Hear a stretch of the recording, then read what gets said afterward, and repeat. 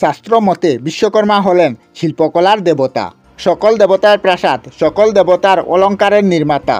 বিবরণ অনুযায়ী তার 4 বাহু, মাথায় রাজার মুকুট, হাতে জলের কলস, বই, দড়ির ফাঁস ও অপর হাতে একটি যন্ত্র। ব্রহ্মাপুত্র বিশ্বকর্মা গোটা বিশ্ব ব্রহ্মাণ্ডের নকশা তৈরি করেন। ঈশ্বরের প্রাসাদ নির্মাতাও বিশ্বকর্মা।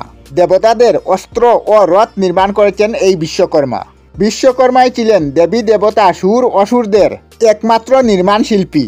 হিন্দু ধর্মীয় বিশ্বাস অনুযায়ী বিশ্বকর্মা প্রজাপতি ব্রহ্মার সহায়তায় জগৎ সংসারের রূপরেখা তৈরি করেন। তাই জগৎ ও সৃষ্টির নির্মাণে ব্রহ্মা ও বিশ্বকর্মা সমানভাবে জড়িত আছেন বলে মনে করা হয়। বিশ্বকর্মার নিপুণ শিল্পকলার ফল দধিচির হাড় দিয়ে তৈরি দেবরাজ ইন্দ্রের বজ্রাস্ত্র।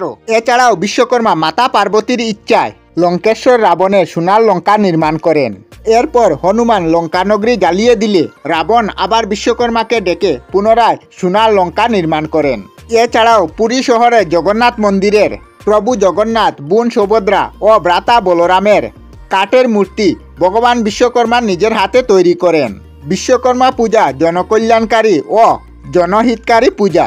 সৃষ্টিকর্ম, শিল্প কারুকার্য ও কার্যকৌশল সহ বিজ্ঞান উন্নতি সাধন হয়। এইসব বহু কারণে বিশ্বকর্মা দেবের পূজা করা হয়।